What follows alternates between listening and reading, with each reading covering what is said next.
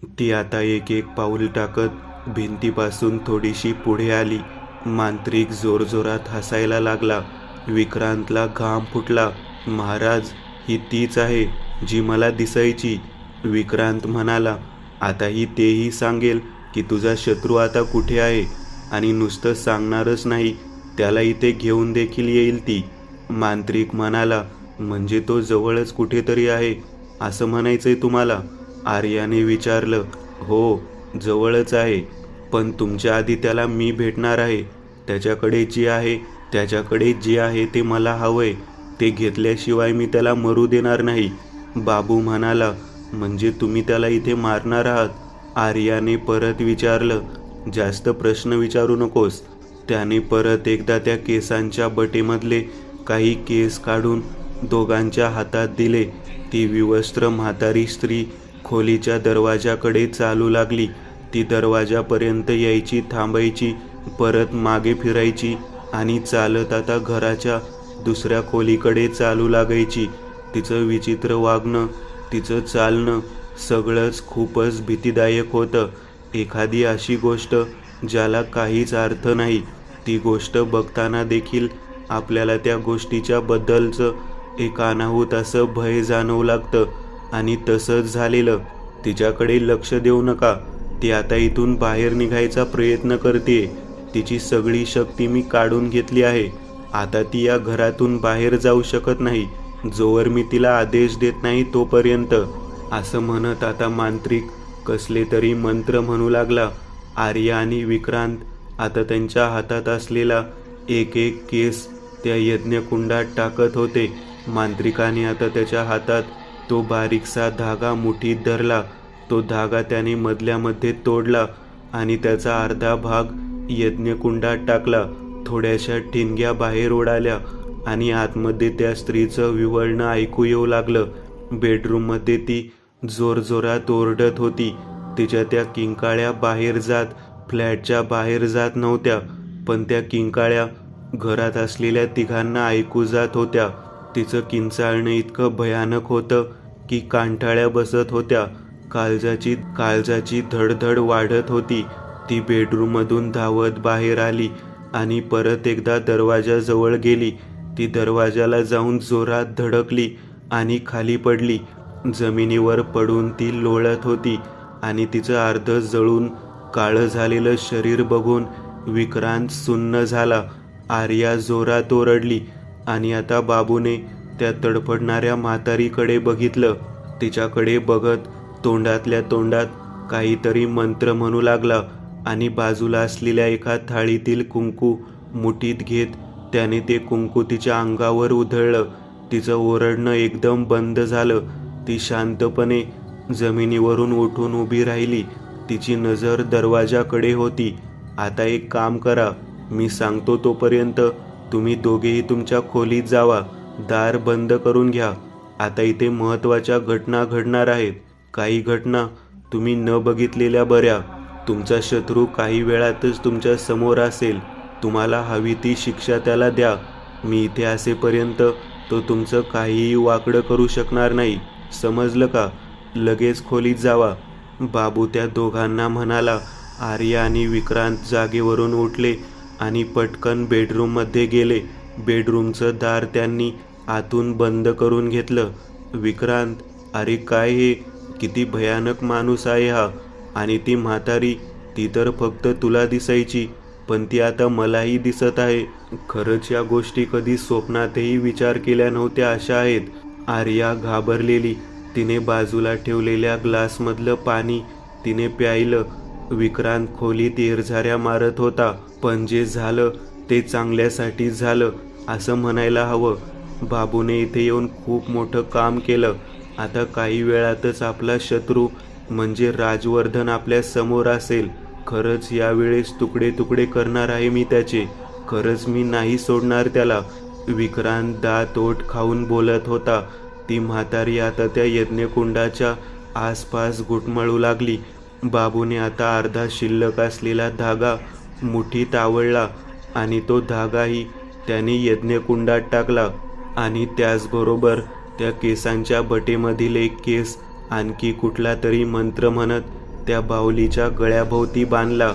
यज्ञकुंडातून आता लालसर असा धूर बाहेर येताना दिसू लागला. बाबूने त्या केसांच्या बटेमधील एक केस हातात घेतला आणि यज्ञकुंडात टाकला. बाहेर येणाऱ्या लाल रंगाच्या धुराने आता रंग बदलला होता. तो धूर आता पांढरट झालेला. हळूहळू खोलीत धूर पसरू लागला. इतका धूर एका वेळी खोलीत पसरला होता की आता समोरचं काही दिसत नव्हतं. खोलीत धूरच धूर होता. आता तो धूर खरा होता की कुठला विचित्र असा भ्रम होता हे सांगणे अवघड होतं. पण त्या धुराचा त्या मांत्रिकाला किंचितही त्रास होत नव्हता. सगळीकडे नुसता धूर होता. यामध्येच दार उघडल्याचा एक हळूच आवाज त्याला ऐकू आला. मांत्रिकाच्या चेहऱ्यावर एक स्मित हास्य उमटलं. त्याने डोळे बंद केले आणि कसला तरी मंत्र जप करू लागला. तो मंत्र जाप करताना त्याने ती बाहुली हातात घेतली. त्या बाहुलीभोवती स्वतःचा हात घट्टपणे आवळून त्याने पकड घट्ट केली. 15 मिनिट तशीच गेली. धाडकन दार बंद झाल्याचा आवाज ऐकू आला. मांत्रिकाने आता डोळे उघडले होते. तो जागेवरच बसून राहिला. त्याच्या तोंडात ते मंत्र बसले होते. सराईतपणे तो ते मंत्र म्हणत होता आणि एक एक केस निवडून तो त्या यज्ञकुंडात टाकत होता. जवळपास 15-20 मिनिट होऊन गेली आणि आता त्या यज्ञकुंडात त्याने त्या बटेमधला शेवटचा केस टाकला आणि चमत्कारिकरित्या आता यज्ञकुंडावाटे त्या खोलीत पसरलेला धूर हळूहळू विरू लागला. बाबूने डोळे बंद केले होते आणि ती बाहुली आता यज्ञकुंडाच्या बाजूला ठेवली होती. काही क्षणातच पूर्णपणे धूर विरून गेला. त्याने हळूच डोळे उघडले आणि उजव्या बाजूला दरवाजाच्या दिशेला त्याने नजर फिरवली. त्याच्या चेहऱ्यावर एक विकृत असं स्मितहास्य उमटलं होतं. पण त्याच्यासाठी दुसरी एक गोष्ट आधी करणं महत्त्वाचं होतं. त्याने त्या दिशेला नुसतं बघितलं आणि परत एकदा पूर्ण लक्ष त्या विधीकडे केंद्रित केला. बाहुलीकडे तो नुसता बघतच राहिला. बाहुली त्याने मगाशी जिथे ठेवली होती त्या जागेपासून थोडीशी अलीकडे सरकली होती. त्याने परत एकदा डोळे बंद केले. मंत्र म्हणत म्हणत त्याने स्वतःचा हात त्या बाहुलीच्या छातीवर ठेवला आणि त्या बाहुलीच्या छातीतून पडलेला पहिला ठोका त्याच्या हाताला जाणवला. जणू काही त्याने त्या बाहुलीमध्ये प्राण फुंकले होते. एखाद्या माणसाच्या हृदयाचे ठोके जसे जाणवतात तसे ठोके त्याच्या हाताला जाणवू लागले. त्याचे मंत्र तसेच सुरू होते. त्या बाहुलीच्या तापमानात घट झालेली. ती बाहुली गरम झाल्यासारखी वाटू लागली होती आणि आता त्याच्या हाताला त्या बाहुलीची हालचाल जाणवू लागली. त्याने हात बाजूला काढला आणि उर्वरित मंत्र म्हणायला सुरुवात केली. ते मंत्र म्हणून झाले आणि त्याने डोळे उघडले. त्याला धक्का बसला नव्हता, पण समोर जे दिसत होतं ते धक्कादायक नक्की होतं. ती बाहुली एखाद्या माणसासारखी हालचाल करत आता मांडी घालून त्याच्या समोर बसली होती. बाहुलीमध्ये एखाद्या माणसासारखे जिवंत असे डोळे आपोआप तयार झालेले. एखाद्या जिवंत माणसाच्या शरीराची हालचाल जशी होते तशी हालचाल त्या बाहुलीची होताना दिसत होती. थांब इथंच, उठू नकोस, त्या बाहुलीकडे बघत तो म्हणाला. ती बाहुली शांतपणे तशीच मांडी घातलेल्या अवस्थेत बसून राहिलेली. पण त्या बाहुलीचा डावा हात दरवाजाच्या बाजूकडे इशारा करत होता. तिथे जे काही होतं ते मांत्रिकाने आधीच बघितलं होतं. तो उठून उभा राहिला आणि दरवाजाच्या इथे चालत आला. जमिनीवर बेशुद्ध अवस्थेत पडलेला राजवर्धन त्याला दिसत होता. पण त्याच्या चेहऱ्याला आणि हातापायाला हे काय लागलं आहे याचा विचार मांत्रिक करत होता. विचित्र प्रकारची माती का धूळ नक्की काय होतं ते मांत्रिकाला काहीच कळत नव्हतं. पण त्याचा त्याने जास्त विचार केला नाही. त्याला जे हवं होतं ते देणारा माणूस बेशुद्ध अवस्थेत त्याच्या समोर होता. जमिनीवर राज बेशुद्ध पडला होता. बाबूने त्याच्या चेहऱ्यावरून हात फिरवला. हातात एक विचित्र रंगाची माती लागली होती. याच्या तोंडाला हे काय लागले? त्याने राजला ओढत ओढत त्या यज्ञकुंडाच्या जवळ आणलं. त्याच्या नाकाजवळ त्यांनी हात धरला. राजचे श्वास मंद झाले होते. मांत्रिकाने आता परत एकदा स्वतःचे स्थान ग्रहण केलं आणि बाजूला ठेवलेल्या पिशवीत हात घातला. त्याच्या हातात एक कात्री होती. कात्री घेऊन तो राजच्या जवळ आला. राजच्या डोक्यावर असलेल्या केसांमध्ये काही केस त्याने कात्रीने थोडेसे कापले. त्याच्या उजव्या हाताचं अंगठ्याचं नख त्याने कात्रीने कापलं. त्या दोन्ही गोष्टी त्याने आता स्वतःच्या मुठीत आवळून धरल्या. पिशवीत हात घालत त्याने पुस्तक बाहेर काढलं. ते पुस्तक खूप जुनाट वाटत होतं. त्याची पानेही जरा विचित्रच होती. त्या पुस्तकातली काही पानं पलटत तो एका ठिकाणी येऊन थांबला. त्या पानांवर लिहिलेला मजकूर तो वाचू लागला आणि आता त्याने डोळे बंद केले. एक मंत्र तो म्हणू लागला. तो मंत्र म्हणताच अगदी काही क्षणातच त्याने एकदम डोळे उघडले. त्याला काहीतरी भयंकर असं समजलं होतं. असं त्याचा चेहरा बघून समजत होतं. खोलीत एक विचित्र प्रकारची दुर्गंधी त्याला जाणवू लागली होती. त्याने नजर इकडे तिकडे फिरवली आणि ते करत असतानाच त्याची नजर कणकेच्या त्या बाहुलीकडे गेली.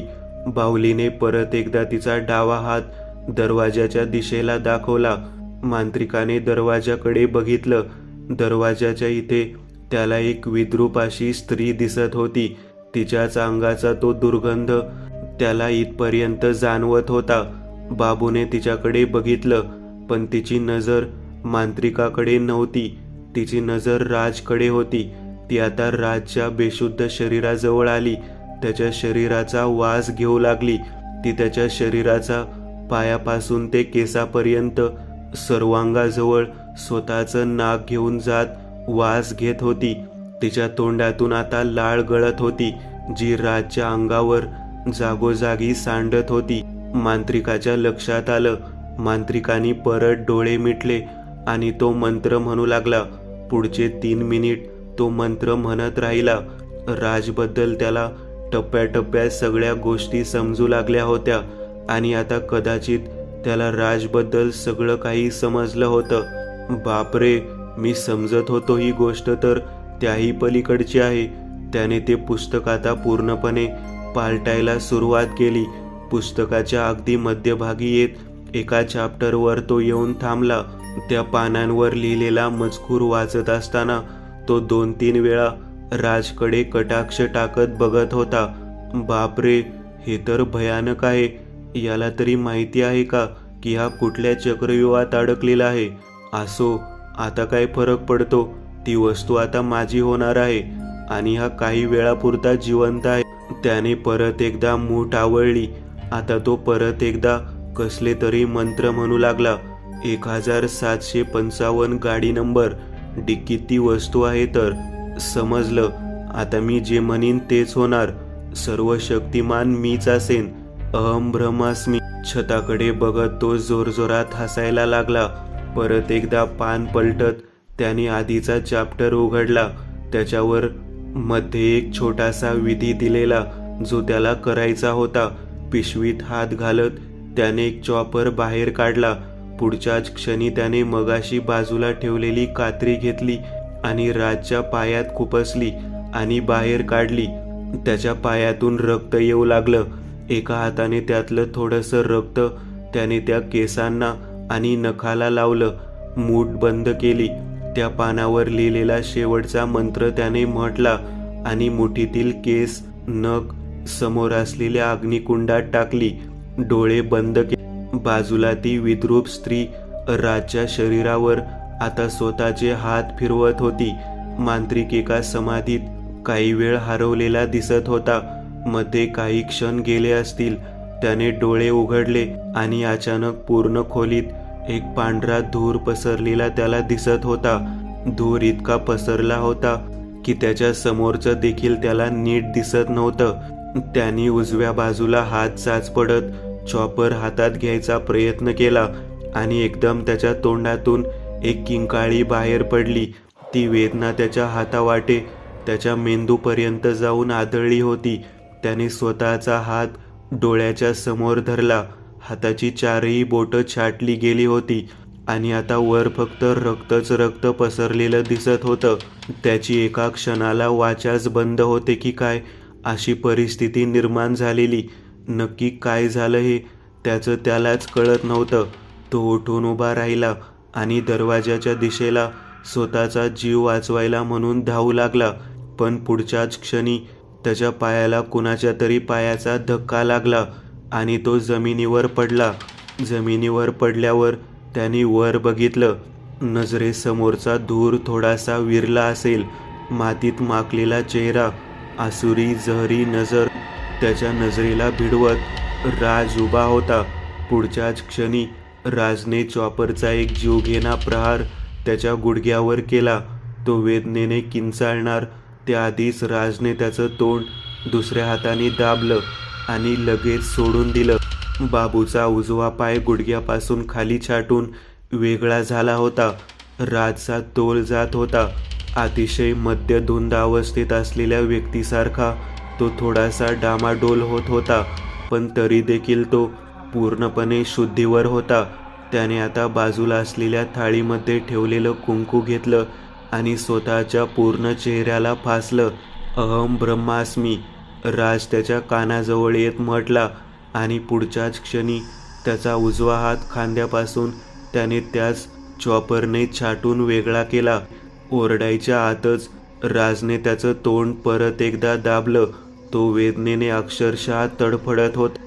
राज चेहऱ्यावर एक विकृत आसुरी हास्य पसरलेलं होतं. त्याच्यातील ऊर्जा एका सर्वोच्च पातळीला गेली होती.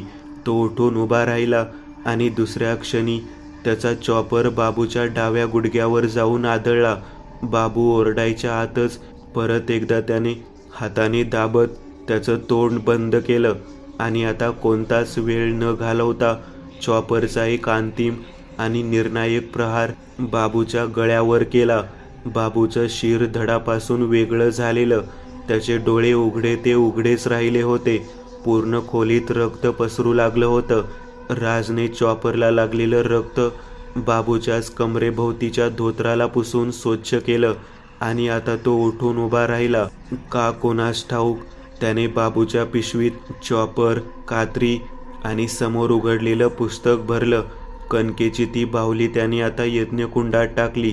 कानाजवळ कोणीतरी किंचाळल्याचा आवाज त्याला ऐकू आला, पण त्याच्या चेहऱ्यावरची रेषही हलली नाही. त्याच्या बाजूला ती वासनेने त्याच्या शरीराला येऊन टेकून उभी होती. त्याच्याकडे बघत होती. खोलीतला धूर हळूहळू विरू लागला होता. त्याने बेडरूमच्या दाराजवळ येत दरवाजावर एक नजर टाकली. विकृत स्मितहास्य करत खिशात हात घालत सिगरेटचं पाकिट बाहेर काढलं आणि ती पेटवली. एक मोठा दम ओढत त्याने दरवाजावर धूर सोडला आणि तो हॉलकडे आला. दरवाजा उघडून राज तिथून बाहेर निघून गेला. बेडरूमच्या आत टीव्ही सुरू होता. आर्या आणि विक्रांत मन विचलित करण्यासाठी टीव्ही नुसताच लावून बसले होते.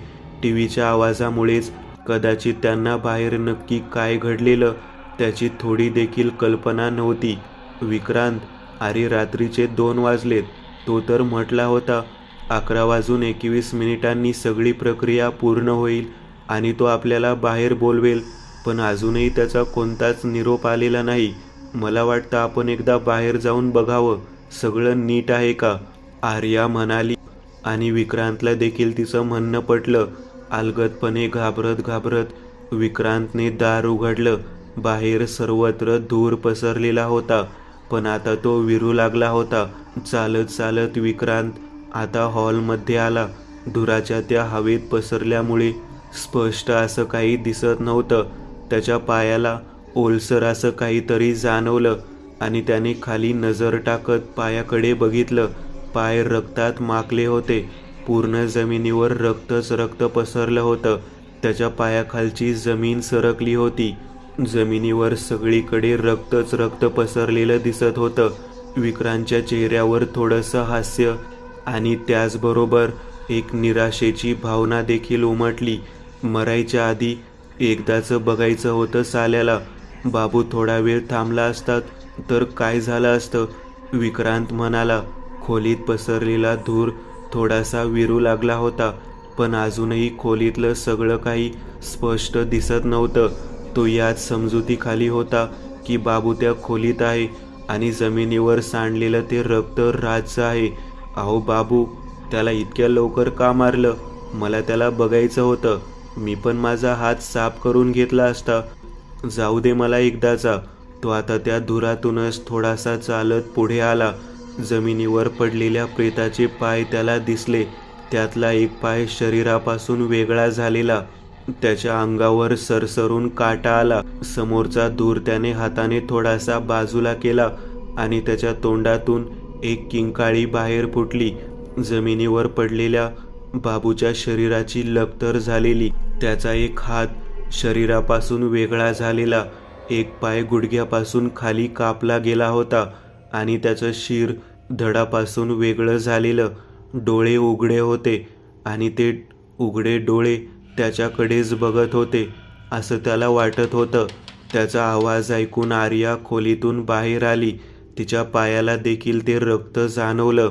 विक्रांत, काय झालं? अरे हे काय सगळं? ती विक्रांतच्या जवळ आली आणि तिने खाली बघितलं. तिचे डोळे उघडे ते उघडेच राहिले. तिच्या छातीत धस झाली. ती इतकी घाबरली ते दृश्य पाहून की तिच्या अंगातली ताकद एका क्षणात जणू नाहीशी झाली. विक्रांतने कसंबसं तिला सावरलं. स्वतःलाही त्यांनी कसं तरी सावरलं आणि बाजूला असलेल्या सोफ्यावर तिला बसवत तो डोक्याला हात लावून सोफ्यावर टेकला. कोणी केला असेल हे? राजनीच केला असणार. बाबूसारख्या शक्तिशाली मांत्रिकाची त्यांनी अशी अवस्था केली आहे तर मग आपलं तर तो काय करेल कल्पनासुद्धा करवत नाही. ती अक्षरशः थरथरत होती. तिच्या डोळ्यातून अश्रू भळाभळा वाहत होते. घामाने ती ओली चिंब झालेली. आता या बॉडीचं काय करणार? कोणाला कळलं तर आपण दोघे जेलमध्ये जाऊ. विक्रांत, प्लीज काहीतरी कर, आर्या म्हणाली. विक्रांतने फोन काढला आणि आता त्याने शशीधरला फोन लावला. मुसळधार पाऊस सुरू होता. दोन्ही बाजूला डोंगरदऱ्या आणि घनदाट जंगल होतं. त्याची कार या सगळ्याच्या मधून अगदी संथ अशा गतीने चाललेली होती. तोंडात सिगरेट पेटत होती. दोन्ही हात स्टेअरिंगवर होते आणि डोळ्यात प्रचंड ऊर्जा होती. त्याच्या आतमध्ये प्रचंड उलथापालथ सुरू होती. त्याची ऊर्जा एका वेगळ्याच पातळीला पोहोचली होती. त्याने आता लोकेशनवर नजर टाकली. लवासा सिटीच्या अलीकडेच घाटापासून एक कच्चा रस्ता डावीकडे जाताना दिसत होता. त्याने गाडी त्या दिशेला वळवली. दोन्ही बाजूला जंगल होतं. त्याच्या आतमध्ये आताच्या घडीला प्रचंड वासना धगधगत होती. त्याला बघून कोणालाच वाटलं नसतं की तो आत्ताच खूप भयानक काम करून आला होता. काही वेळातच आता दूरवर त्याला एक बंगला रस्त्याच्या डाव्या बाजूला दिसू लागला. बंगल्याच्या समोर त्या 2 इनोवा गाड्या उभ्या होत्या. रक्तात माखलेला शर्ट त्याने मगाशीच बदलला होता. चेहरा आणि हात दोन्हीही स्वच्छ केले होते. बंगल्याच्या समोर येत त्याने गाडी थांबवली आणि गाडीतून तो तसाच उतरला. गाडीचं दार बंद केलं आणि गेटजवळ आला. गेटच्या इथून त्याने बंगल्यात पाहिलं. बंगल्यातले लाईट्स अजूनही सुरू होते.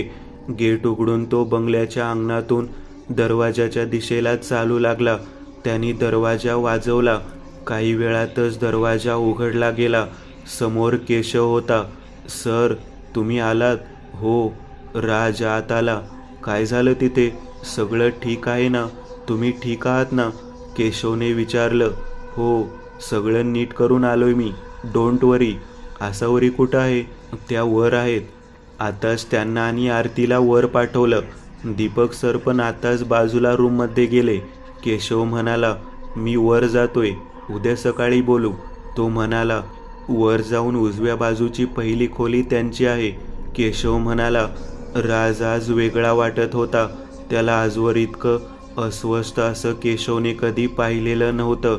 राज वर आला. त्याने खोलीचं दार वाजवलं. दार लगेच उघडलं गेलं. आसावरी समोर उभी होती. त्याला बघून तिचे डोळे, मन सगळंच काही प्रेमाने भरून आलं. त्याला घट्ट मिठीत घेत तिने खोलीत घेतलं आणि खोलीचं दार बंद केलं. आवेग आणि प्रणयाने तो बेभान झालेला. तिच्या त्या मादक सौंदर्याच्या आणि तिच्या प्रणयाच्या धुंदीत तो सगळं काही विसरला. रात्र त्या दोघांच्या त्या प्रणयात कधी संपली हे त्या दोघांनाही समजलं नाही. दार वाजलं. 3:30 वाजले होते. विक्रांतने दार उघडलं. मगापासून त्याने शशीधरला जवळपास 5 फोन ट्राय केले होते, पण त्याचा फोनच बंद होता. मग आता इथं कोण आलं? शशीधर किंवा सुशीलपैकी इथं यावेळी कोणीच यायचा प्रश्नच नव्हता. विक्रांत घाबरत घाबरत दरवाजाजवळ आला. कीहोलमधून त्याने बाहेर बघितलं. त्याला धक्काच बसला. कोण आहे विक्रांत? घाबरलेली आर्या म्हणाली. अगं तुझे बाबा आणि शशीधर काका, विक्रांत म्हणाला आणि त्याने दार उघडलं. दोघे समोर उभे होते, चिंतित घाबरलेले. तुम्ही दोघं इथं? विक्रांतने विचारलं. आत तरी येऊ दे, सुशील वैतागून म्हणाला. त्याने खोलीत पाऊल टाकलं. शशीधरने पण त्याच्या मागोमाग लगेच खोलीत पाऊल टाकलं आणि दोघांच्या पायाखाली रक्त पसरलेलं दिसलं. दोघेही जरासे घाबरले. विक्रांतने लगेच दार लावून घेतलं. त्या मांत्रिकाचं तुकडे केलेलं प्रेत जरासं बाजूला करून ठेवलं होतं विक्रांतने. पण तो आणि आर्या इतके घाबरलेले की त्यांना अजूनही हे नक्की झालं कसं आणि याचं आता करायचं काय हे सुचत नव्हतं. अरे हे काय आहे? कोणी केलं सगळं हे? शशीधर थरथरत म्हणाला. माहीत नाही, काहीच विचारू नका. आधी या प्रेताचं काय करायचं ते सांगा, विक्रांत म्हणाला. अहो पण बाबा तुम्ही इथे कसे? आज तर हॉटेलचा ओपनिंग होतं ना, आर्याने मध्येच विचारलं. काही विचारू नकोस, सगळं संपलंय. हॉटेल सुरू व्हायच्या आधीच बंद व्हायची वेळ आलीये. सगळं सांगतो मी, पण आता नको, सुशील म्हणाला. आधी या प्रेताचं काहीतरी करायला हवं, विक्रांत परत तेच बोलला. शशीधरने खिशातून सिगरेट काढली आणि एरझाऱ्या मारत तो सिगरेट ओढू लागला. विक्रांत म्हणतोय ते बरोबर आहे. आधी या प्रेताची विल्हेवाट लावावी लागेल. एक काम करू, हे प्रेत एका पोत्यात भरा. विक्रांत गाडीमध्ये हे प्रेत भरू आणि पिरंगुटच्या घाटामध्ये जाऊन तिथेच याची विल्हेवाट लावू. हीच वेळ योग्य आहे. वेळ घालवण्यात अर्थ नाही. एकदा दिवस उजाडला की सगळं अवघड होऊन जाईल. आम्ही पण येणार. मी पण या घरात एकटी नाही राहू शकत. बाबा आपणही जाऊ, आर्या म्हणाली. आणि तिचं म्हणणं योग्य होतं. ते सगळेच तयारीला लागले. प्रेत एका पोत्यात भरण्यात आलं आणि अगदी चोर पावलांनी 4ही जण बिल्डिंगच्या फायर एक्झिस्ट जिन्याने खाली गेले. विक्रांत पुढे चालत गाडीजवळ आला. विक्रांतने डिक्की उघडली आणि त्याच्या पायाखालची जमीनच सरकली. तो विजेचा झटका लागावा तसा 4 पावलं मागे आला. मागून शशीधर त्याच्या जवळ आला. अरे काय झालं? ते बघा, त्याने घाबरत घाबरत डिक्कीकडे बोट दाखवलं. शशीधरने डिक्कीकडे बघितलं. डिक्कीत एका माणसाचं रक्तात माखलेलं प्रेत आधीपासूनच होतं. अरे आता हा कोण? सोसायटीचा सेक्रेटरी आहे. अरे पण याला तुझ्या डिक्कीत कोणी भरलं? माहीत नाही, डिक्की आधीपासून उघडीच होती. विक्रांत सुन्न झालेला. आता एक नाही तर 2 प्रेतांची विल्हेवाट लावावी लागणार होती. सकाळ झालेली. राजला जाग आली होती. 7 वाजले होते. बाजूला ती नव्हती. रात्रीचे ते प्रसंग आठवूनही त्याच्या मनात अजूनही कोणता पश्चाताप नव्हता. मर्डर केला होता त्याने, पण अजूनही तो तसाच कोल्ड ब्लडेड पद्धतीत वागत होता. अंगावर कपडे चढवून तो आता खोलीतून बाहेर आला.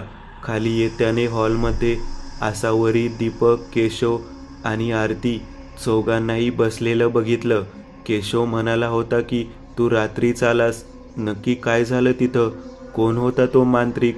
आणि तू इतक्या तडकाफडकी का सगळ्यांना तिथून बाहेर काढलंस? दीपकने विचारलं. आता काहीच विचारू नकोस. मला जे योग्य वाटलं ते मी केलं. आता घाबरायचं काही कारण नाही.